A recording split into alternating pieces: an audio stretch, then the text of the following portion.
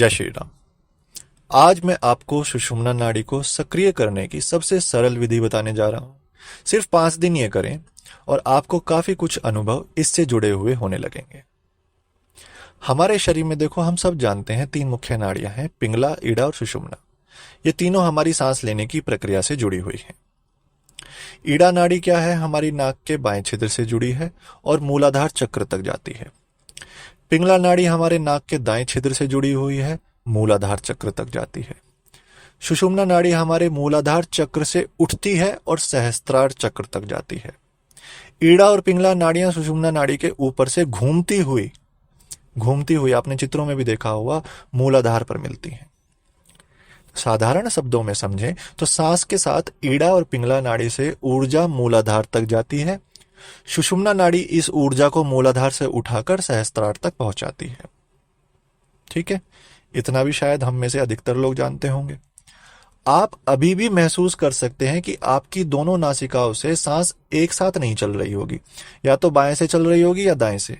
दोनों से सांस तभी चलती है जब आपका मन और शरीर स्थिर होता है, बैलेंस्ड होता है। ईड़ा नाड़ी सक्रिय होने पर यानी कि बाएं नासिका से जो सांस होती है, आपका मन चल रहेगा, विचार ज्यादा आएंगे, आप भटकोगे ज्यादा। और पिंगला नाड़ी सक्रिय होती है तब क्या होता है कि आपका मन तो स्थिर रहेगा लेकिन शरीर चंचल रहेगा। आपको ध्यान के समय दर्द, खुजली, बेचैनी, घबराहट, कुछ कीड़ा सा चल रहा है जी, चींटियां चल रही हैं जी, ऐसा महसूस होगा। तो जब आपकी दोनों नासिकाओं से सांस बराबर चलने लगती है, जो कुछ ही समय के बाद हो ही जाता है, लगातार इतने दिनों में तो नहीं होगा कम से कम में, लेकिन कुछ दिनों के बाद दोनों से चलने लगेगी, तब क्या होता है? तब सुषुम्ना नाड़ी सक्रिय हो जाती है। इस स्थिति में आपको ध्यान में आनंद आने लगता है, आप गहराई में जाना शुरू कर देते हैं। शुरुआत में स्थिति 2-3 मिनट के लिए आती है, लेकिन अभ्यास से इसका समय बढ़ता चला जाता है। और एक समय ऐसा आता है जब ध्यान खत्म होने के बाद भी ये कुछ देर सक्रिय रहती है, बनी रहती है अपने उसमें। जैसे आप टीवी बंद करते हो कोई, तो टीवी को आपने लाल बटन दबाया तो जो रोशनी है वो चारों कोनों से आके सेंटर में आती है धीरे धीरे, ठीक वैसा ही। तो ये स्थिति 2-3 मिनट तक बनी रहेगी। जब ईड़ा और पिंगला दोनों नाड़ियां सक्रिय होकर सुषुम्ना को ऊर्जा देती हैं, तभी ध्यान का सही फल मिलता है।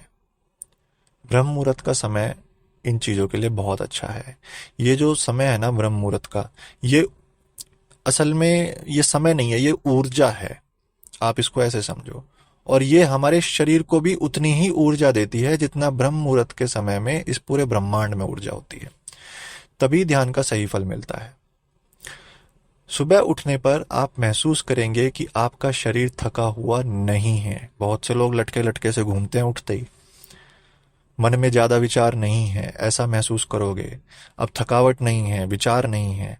इस समय आपकी दोनों नाड़ियां हल्की हल्की सक्रिय रहती हैं, यानी सुषुम्ना नाड़ी उफान पर रहती है, और यहीं से सुषुम्ना को जागृत करने की कुंजी आपको मिल जाएगी।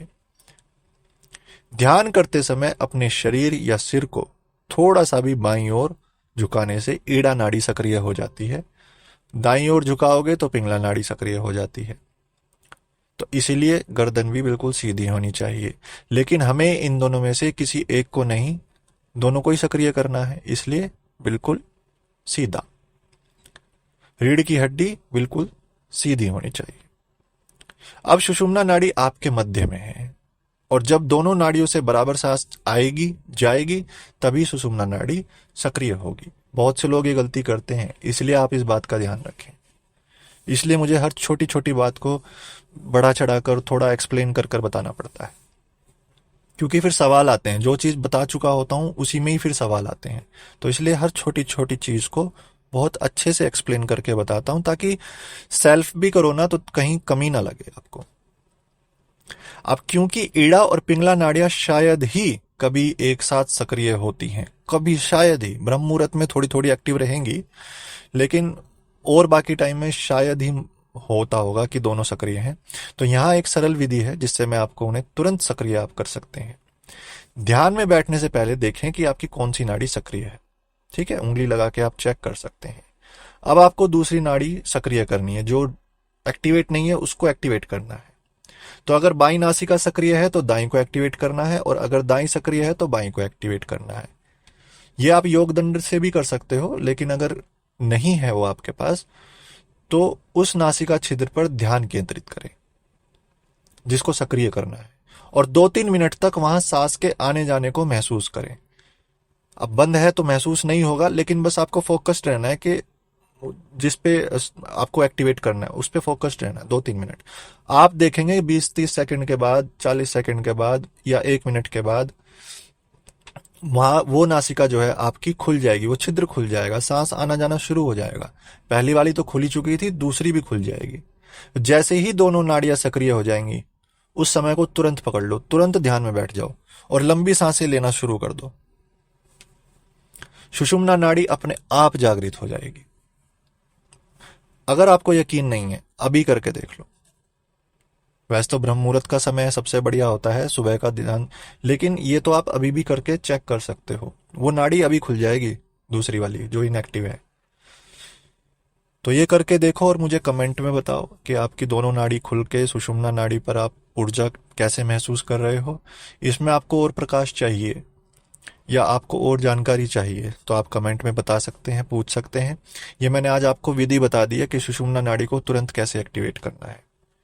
जय श्री राम।